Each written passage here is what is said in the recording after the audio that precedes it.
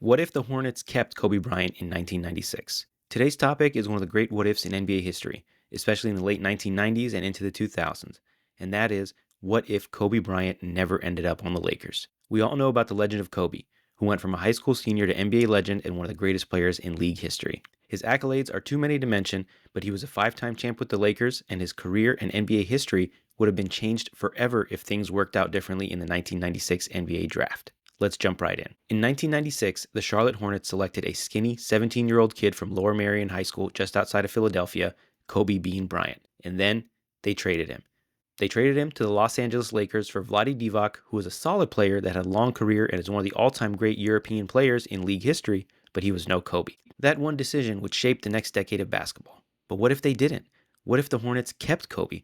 Would the Lakers have still dominated the 2000s? Or would Charlotte, yes, Charlotte, become a dynasty? Let's go down that rabbit hole. The 1996 draft was stacked. Allen Iverson, Ray Allen, Steve Nash were just some of the names that were picked in that draft. And then, of course, was Kobe Bryant. But back then, drafting a high schooler was risky. The Hornets didn't see Kobe as their future. They saw him as trade bait. The Lakers, though, had a vision. Jerry West knew how special Kobe was, and he orchestrated the deal to get him.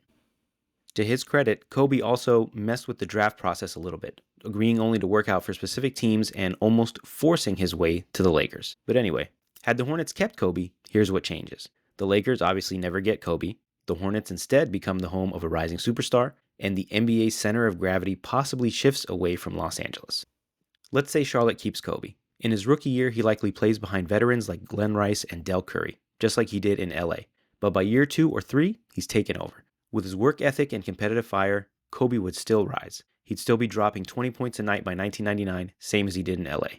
But here's the big difference. In Charlotte, there's no Shaq, no Phil Jackson, and no Hollywood spotlight. So, how do the Hornets build around him? Imagine this core. Kobe Bryant, Baron Davis, who was drafted in 1999, Jamal Mashburn, PJ Brown, and a solid defensive identity. Add a couple of free agent hits, and that team could have easily competed in the early 2000s Eastern Conference, which was far weaker than the West that featured the Lakers, the Spurs, and other notable teams. So do the Hornets win a title? Maybe not 3 like the Lakers did, but they're definitely contenders. And Charlotte, a small market with little to no NBA history, suddenly becomes must-see TV. So what happens to the Lakers in this situation? Obviously, the Lakers don't get Kobe, but they still probably acquire Shaquille O'Neal. But do they ever become a dynasty? Without Kobe, it's likely the Lakers never win 3 straight titles from 2000 to 2002. Maybe they build around someone like Eddie Jones or pursue another trade, but most importantly, they still have Shaq, who even with his weight and maturity issues, is still an all-time great. He would have made the Lakers a powerhouse, quote-unquote, on his own, and would have attracted talent as well. It likely would have been similar to the Giannis situation in Milwaukee, where a guy is so good and so physically dominant that he catches fire at least 1 or 2 postseason and wins a title. In 2000, where Shaq won MVP, this was the Lakers' rotation.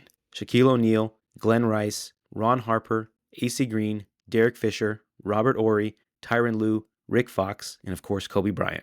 So if you subtract Kobe from that team, that's probably still good enough to win a title or at least compete for one, but we definitely don't see a dynasty like we did with the three-peat. What about Phil Jackson? Without Kobe, maybe he never comes to LA. Shaq, maybe he gets frustrated a little bit sooner and leaves LA. Or, without Kobe there, maybe Shaq sticks around and ends up staying in LA for a very long time. The ripple effect of that one decision is massive. So in this situation, what happens to Kobe's legacy? It's pretty clear that Kobe would still be great, but would he be the Kobe? Would he become a 5-time champion? Would he have dropped 81 points in a Hornets jersey instead of a Lakers jersey? Would he have won an Oscar, become a global icon, and been forever tied to one franchise? Or would he be remembered more like Allen Iverson, legendary, beloved, but ringless? I think it would have landed somewhere in between, where Kobe is able to lift the Hornets to new heights and win at least 1 championship, or 2, in an era where the East was not that great. There are some players that you know have the drive and mentality to get it done no matter what. Put Jordan on any team and he's climbing the mountaintop. Same with Kobe, same with LeBron, same with Steph, and countless other legends like Kareem Abdul-Jabbar, Shaq, Tim Duncan, etc. In other sports, the same could be said of guys like Tom Brady or Peyton Manning and so many more. The situation in LA ended up being perfect for Kobe because he had the best counterpart in Shaq and an incredible coach in Phil Jackson, but he could have turned Charlotte into a great situation with his talent and could have attracted a great coach and teammates to join him. We'll never know for sure, but one thing is certain. One trade in 1996 didn't just shape 2 franchises, it changed the entire landscape of the NBA. So what do you think? Would Kobe have thrived in Charlotte? Would he have turned around one of the worst franchises in the NBA and made them a contender? Would the Lakers have still been the dominant Lakers that they were in the 2000s? Would Shaq still have his same place in history? What happens to Phil Jackson? Let us know in the comments how you think things would have panned out. And make sure to like and subscribe to the 4040 Vision podcast for more great what-ifs in sports history. This has been 4040 Vision Sports, where every jersey, trade, and draft pick tells a story.